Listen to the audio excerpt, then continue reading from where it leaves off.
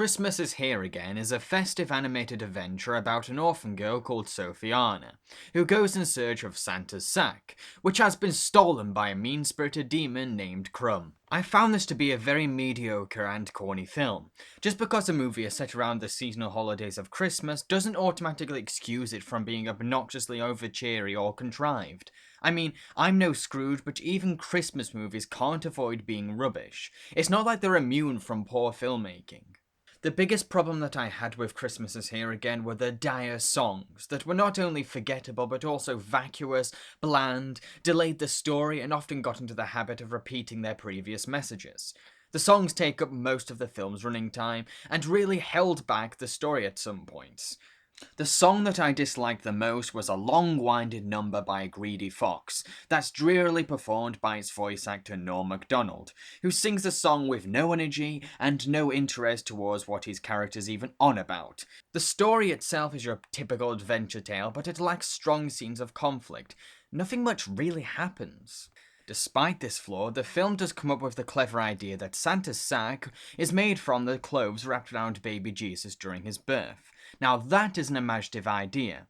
I also couldn't tolerate most of the characters. Sophiana in particular is such a boring goody two-shoes with little personality. She comes across as a sickly sweet and heavily contrived character.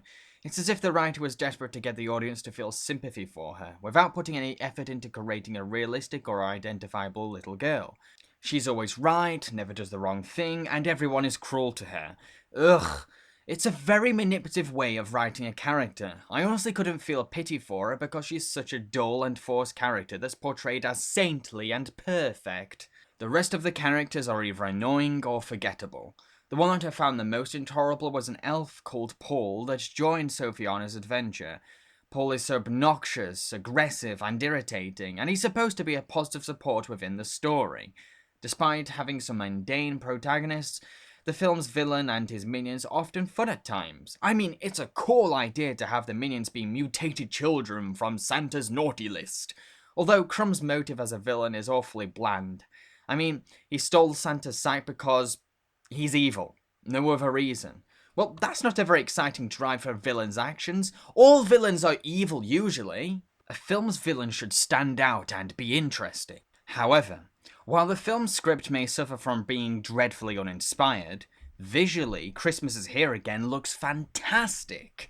The animation is reasonably okay, but it's the designs that really stand out. I love the colours, the use of sharp shapes, bold lines and eccentric curls in the characters, sets and props. It's a great example of how something doesn't need to look hyper-realistic to come across as impressive. Christmas is Here Again has a distinct look in its designs that gives it a strong visual tone. I just really wish that the film's story and characters match the personality of the film's designs. Now, the voice acting is actually pretty good, with some notable performances from Kathy Bates as the sour-tongued orphanage owner, and the always wonderful Edward Osner as Crumb. However, the cast is let down by some goofy narration by Jay Leno, who really can't pull off the whole charming narrator voice. Jay Leno is best at playing the silly supporting character or the funny bit part cameo. Leno fails to convey any sense of magic or charm as a narrator. He reads all his narration with too much optimism, even when a scene has to be sad or dramatic. To conclude, Christmas is Here Again is a fancy-looking eye candy, but is brought down by its bland characters, oversimplistic narrative, and terrible time-wasting songs. Sure, it has some cool little ideas at times, but it's not imaginative enough to be consistently creative.